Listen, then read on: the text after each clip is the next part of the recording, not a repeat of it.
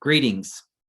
So today I want to take a few minutes and share with you some changes going on here at the church, and most of which surround our COVID-19 guidelines. As you may recall, back in this time last year, our church council and trustees met and adopted stage one guidelines, and those have guided us in our in-person gatherings and worship since that time. But a lot's changed in the last year, and just not only in the church, but in with the pandemic. And so we felt like it was time to revisit those. Some things we had made changes in practice, but we hadn't really brought our guidelines up to date. But then there were some other things that we wanted to look at. And so our church council met on Tuesday, May 11th, and made some changes and adopted a set of what we're calling stage two guidelines. Now, some of this is guided by current CDC recommendations, though not exclusively. Also, the Arkansas Department of Health guidelines for gatherings, and our own Arkansas Conference guidelines.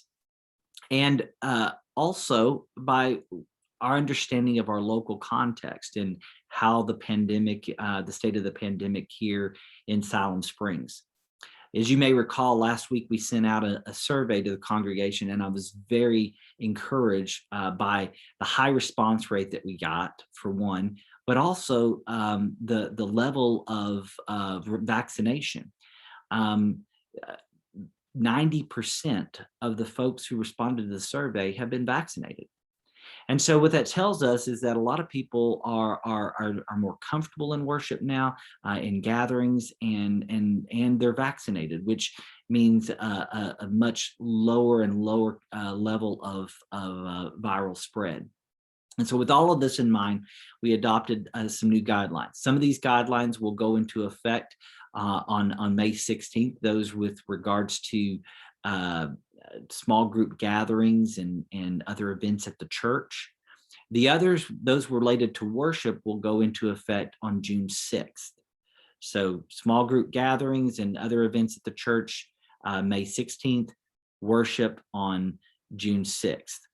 Now, the main thing with regards to worship and regards to mask wearing is that when a person enters the building beginning on June 6th, we ask that they wear a mask until they are to their seat.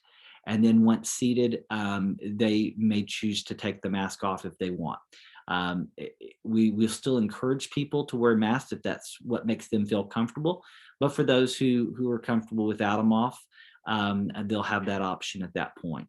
Now, if you get up and you go to the bathroom or move about, we ask that you put your mask back on. That way, we keep everything kind of in our respective spaces.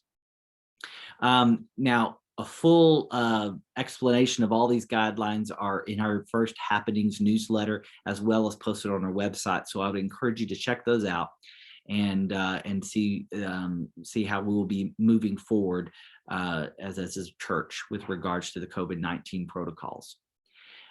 Now, a word about this week in worship.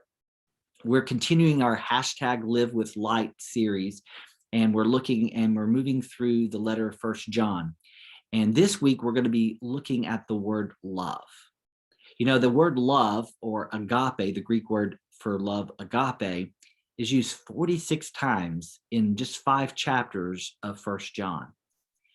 And so love is such a prevalent theme in this letter. It could be perhaps even maybe the theme of the letter.